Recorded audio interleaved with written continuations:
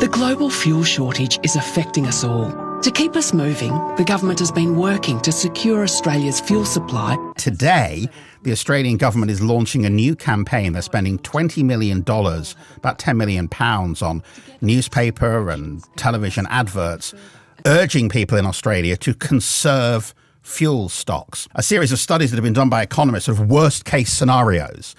And the worst case scenario, if Brent crude were to hit, say, $150 a barrel, is unemployment in Australia edging up towards 1 million in a country of 27 million people, inflation getting up to 6.5%, growth stalling, potentially the economy shrinking, potentially going into a formal recession.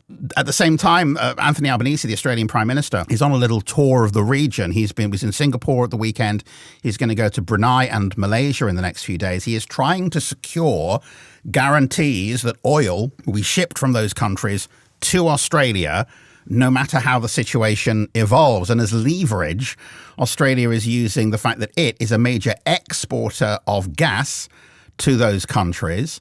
And so effectively it's saying, if you want the gas to keep flowing in this direction, you need to make sure that the oil keeps flowing in the other direction. Another story entirely. I see that Harry and Meghan are paying a visit to Australia.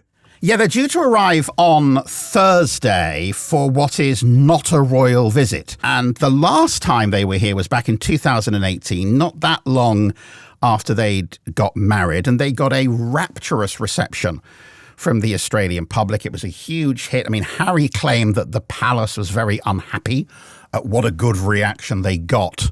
Ahead of the visit, ahead of arriving here on this visit, Meghan trademarked the lifestyle product brand that she owns, this As Ever brand. She trademarked it in Australia for a whole range of uses, which include things like yoga equipment, gardening equipment, pet feeding mats.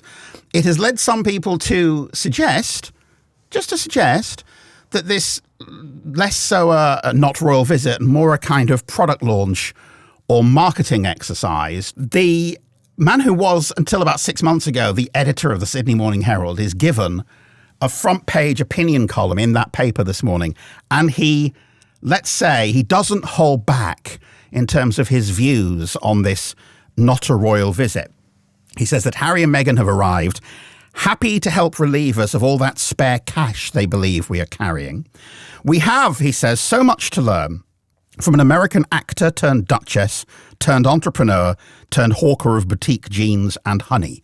And he says the trip is laser focused on building a healthy bank balance. One columnist in another newspaper has used the word grifter to describe them, which I'm sure they would virulently dispute.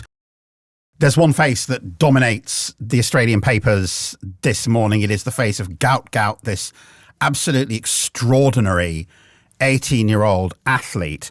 At the weekend, he ran the 200 metres in a faster time, just a shade under 20 seconds, a faster time than Usain Bolt managed when he was 18 years old. And we know how Usain Bolt turned out. So the fact that he's just 18 years old, there is this real sense of, well, how fast is he going to get? Australia tends to win its Olympic medals in the pool. It doesn't tend to win them on the track. So the prospect of this 18-year-old who is as fast as lightning and getting faster, very, very exciting for a sports-mad country.